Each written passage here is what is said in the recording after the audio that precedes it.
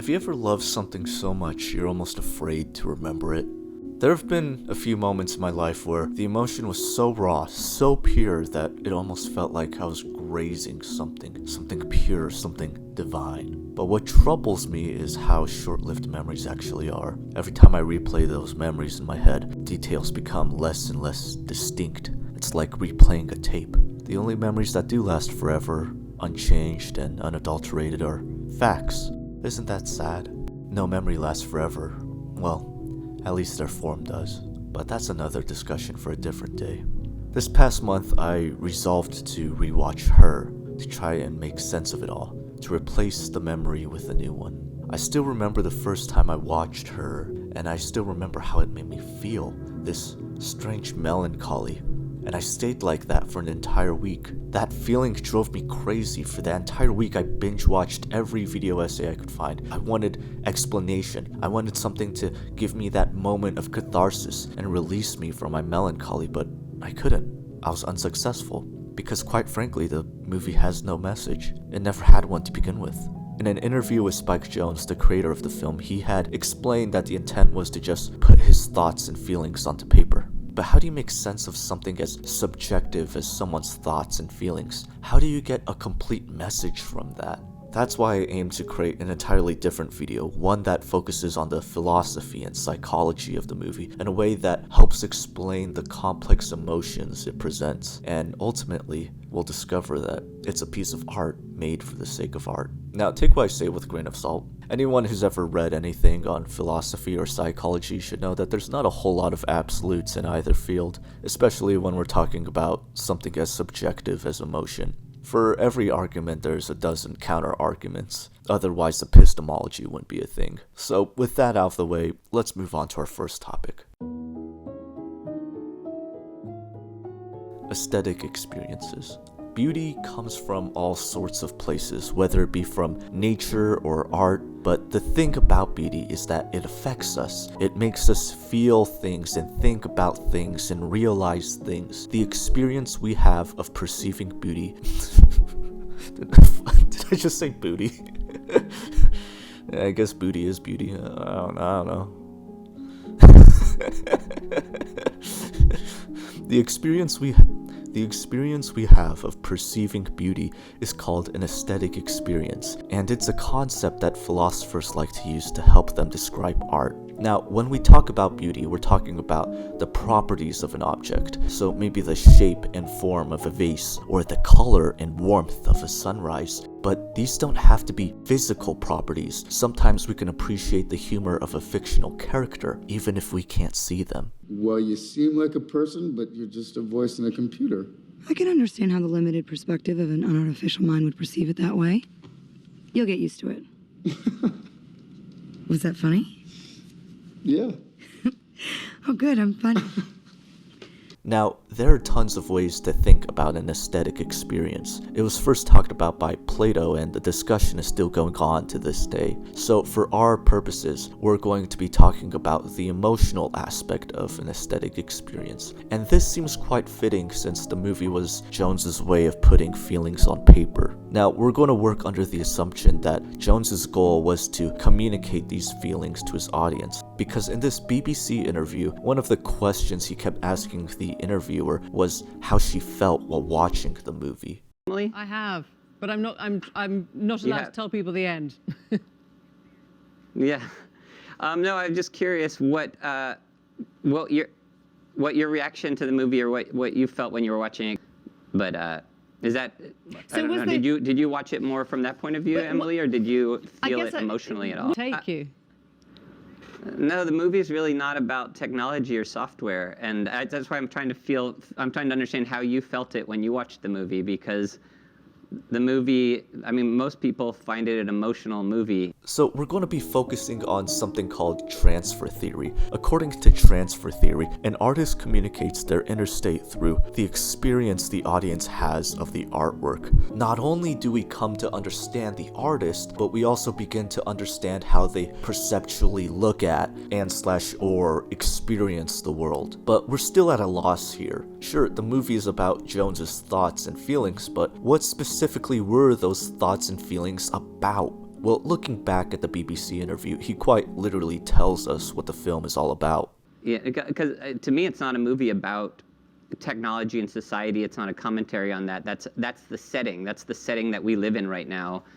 The lead-in was all about falling in love with software, which actually the movie really isn't about. It's more of a love story and a relationship story. The movie goes on. She certainly starts out as his assistant, but I think as she becomes a person is when the relationship actually becomes real, when she has her own wants and needs and insecurities and her own desires that are separate from what he wants, and that's where obviously the conflict in any relationship is how to have your own needs and be able to fulfill your partner's needs as much as you can. So this helps clear a lot of things up. It also helps to narrow our focus. Many people have looked at her as a social commentary or as a discussion on AI, but now we know that the main focus was actually on relationships, specifically conflict of needs within romance. Now, before we explore this topic, I just want to clarify something. Jones said that this movie was about relationships, and a lot of people have assumed that he was talking about his own relationship with his ex-wife. There's this theory that Her was a way to get back at his ex-wife, Sofia Coppola, for making Lost in Translation. But so far I've been able to find any direct quote that confirms this theory. The most I've been able to get a hold of is media speculation and loose connections. So I'm just going to assume that Jones's inner state was focused purely on conflict and romance. But here's the thing, that's still a huge topic to explore, and it doesn't really specify what Jones was feeling. This isn't a basic emotion. I can't just look at the phrases fulfilling needs and conflict of desires and interpret that as a basic emotion. It's too complicated for that. The emotions behind these things are much more intricate than that. So just what is this emotion?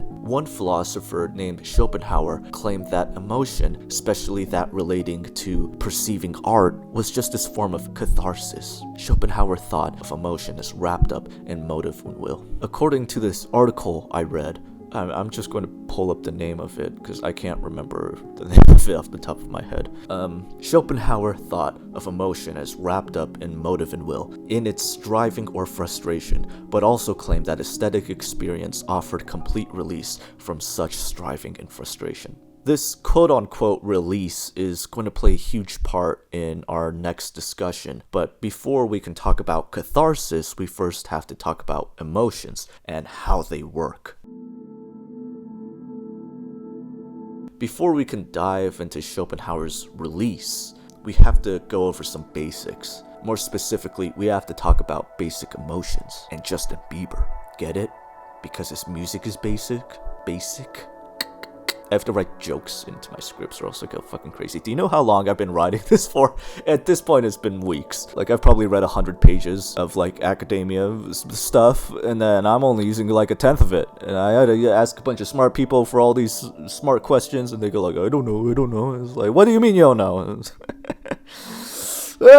Anyways, for this discussion, we're going to turn to the article Basic Emotions, Complex Emotions, Machiavellian Emotions by Paul E. Griffiths. And he starts off by talking about basic emotions. Basic emotions, or the basic emotions approach, is an evolutionary approach to human emotions. It states that there are 6 basic emotions common to all humans, with these being anger, sadness, happiness, the ones that are in that one Pixar movie. There's a 6th one as well called surprise, but I'm not sure how you'd personify that. So yeah, the theory goes that these emotions played a huge part in our survival. Anger helps us fight, disgust helps us avoid germs, etc., etc. But if everything relates to our survival, then what role does complex emotions play in our lives? Well, before we get into the topic of complex emotions, we must first discuss how emotions work. Now, there are numerous models explaining this, but for our purposes, we're just going to be focusing on the model that the article uses called the twin pathway model, originally developed by Joseph Ledoux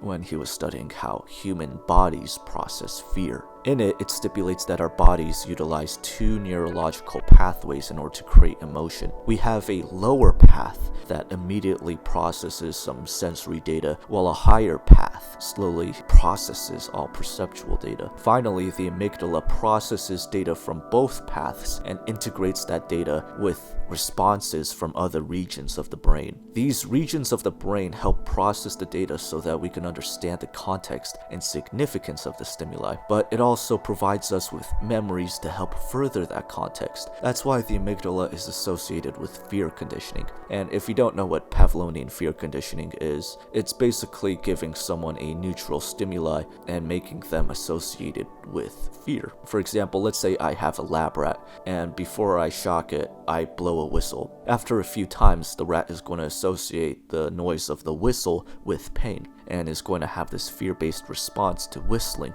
even though whistling isn't dangerous at all to the lab rat. And this fear comes from the amygdala because other regions of its brain are providing the amygdala with memories of being shocked. The reason why this experiment is so significant is because in order for us to have complex emotions, there needs to be layers of cognizance in between stimuli and emotional response. The reason why this experiment is so significant because in order for us to have complex emotions, there needs to be layers of cognizance in between stimuli and emotional response. I think a great example of this is nostalgia. Let's say you see a photograph from your childhood. So your body is seeing this photograph and is processing all this visual data. Nostalgia is this feeling that I would generally categorize as happy. So let's say that the brain is trying to produce happiness, but instead other regions of the brain start communicating with each other and providing a bunch of memories surrounding the photograph. Now you have this completely different response. What was originally supposed to be a happy emotion turned into something much more melancholy and complex.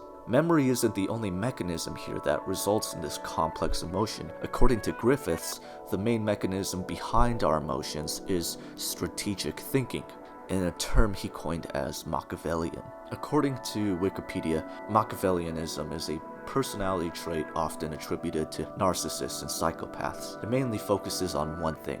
In other words, interpersonal manipulation. In other words, trying to get people to do what you want in order to satiate your own self-interest. And according to Griffiths, all emotions are Machiavellian emotions. And that claim sounds crazy when you first hear it, but when Griffiths uses the word Machiavellian, he uses it in a very liberal sense. In this article, it's more like a synonym for the word negotiation or interest. For example, let's say that there are two birds, and one is approaching the other's territory. Now, what the defending bird might do is puff out their chest to look bigger, while the invading bird might perform some sort of trick to showcase how fast they are. To us, it seems like the birds are getting angrier, and the more puff-chesting or trick-flying they do, the angrier they seem. But according to Griffiths, this isn't a clash of emotions. It isn't anger versus anger, it's just negotiation.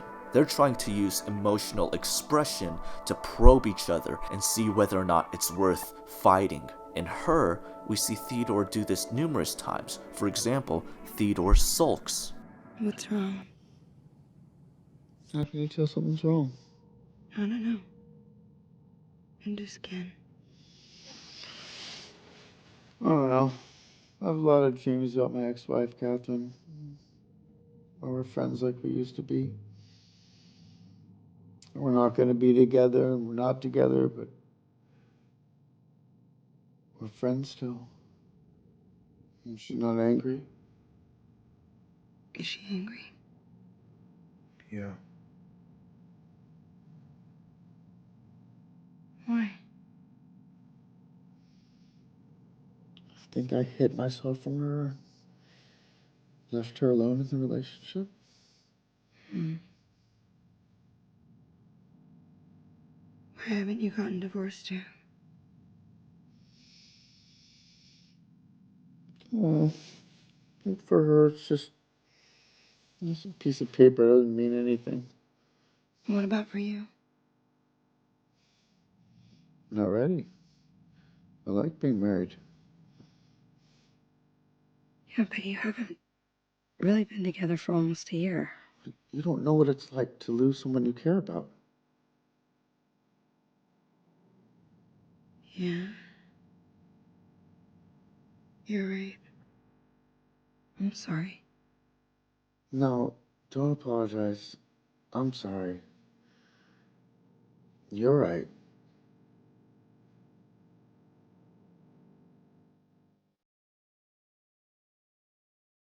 Keep waiting to not care about her. He sulks when it comes to his ex-wife, and he purposefully withdraws from the divorce process, even though it'd be mutually beneficial for them to just get the divorce over with. Theodore holds out because he's trying to get something out of it, and that something is protection. Protection from hurt, protection from his wife's arguments. This doesn't mean that Theodore is selfish though. This interest isn't always directed towards the self. Otherwise, there'd be no such thing as altruism and charity.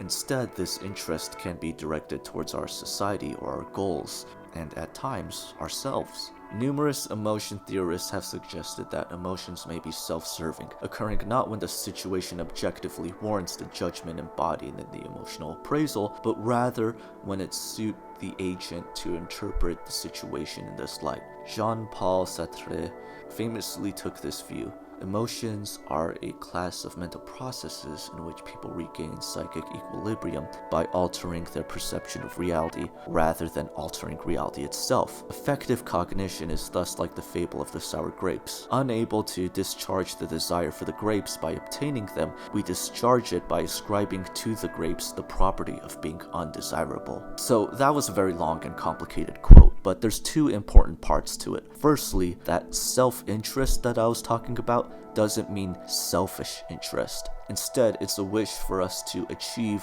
an equilibrium. And this doesn't have to just be an equilibrium with ourselves, by the way. Griffiths alludes to the idea that we want to achieve balance not only with ourselves, but with our goals and with other people. And in later parts of the film, we see Theodore strive for balance. He tries to psychologically improve himself for Samantha. He becomes socialized again. He even takes steps to improve his career and has his work published. Theodore was stagnant in his interpersonal and workplace relationships, but throughout the film we see him come back to a healthier place. So that's the first part, but what does Sartre mean when achieving balance by altering our perception? Well, remember what I said about the twin pathways model and how our brains help change emotions. Without the twin pathways, we'd never have influence from culture, society, memories, and bias. Our brains constantly change how we interpret things. We don't see anything objectively because our minds change what we see. It's just like Samantha said, past is just a story. I know what you mean.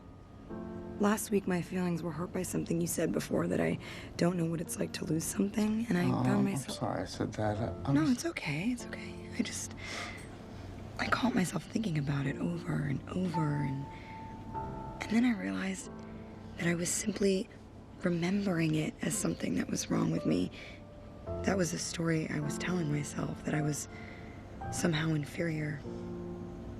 Isn't that interesting? The past is just a story we tell ourselves.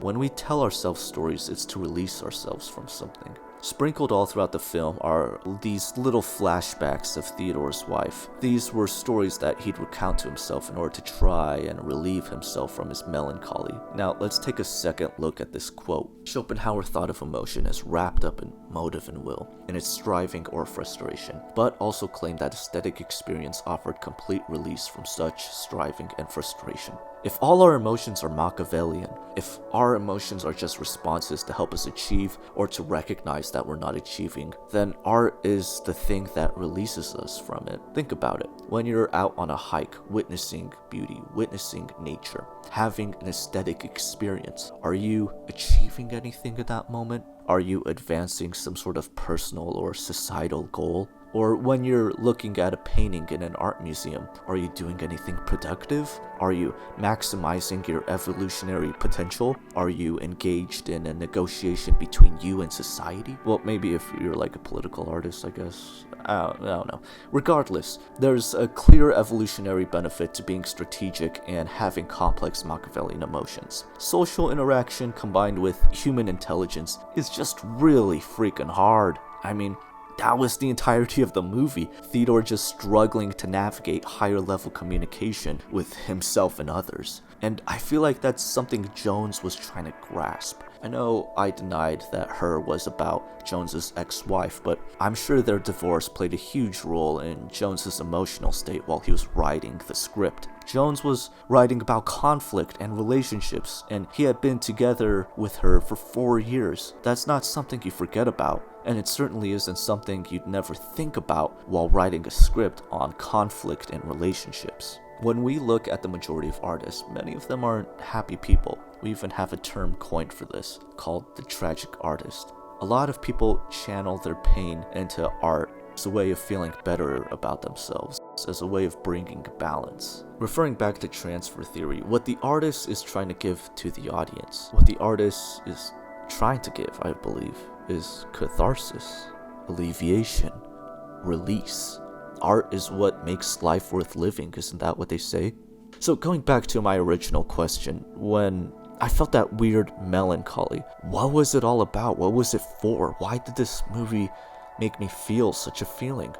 Well, from a transfer perspective, I was simply feeling Jones's emotions. From a Machiavellian perspective, perhaps melancholy advances some societal goal. Watching someone struggle with being human for 2 hours makes me empathize more with other people, I guess. According to the synthesis I just made, that melancholy was actually a release from my evolutionary function. Maybe I was so freaking sad that it made it so I didn't have to be a productive member of society for that week.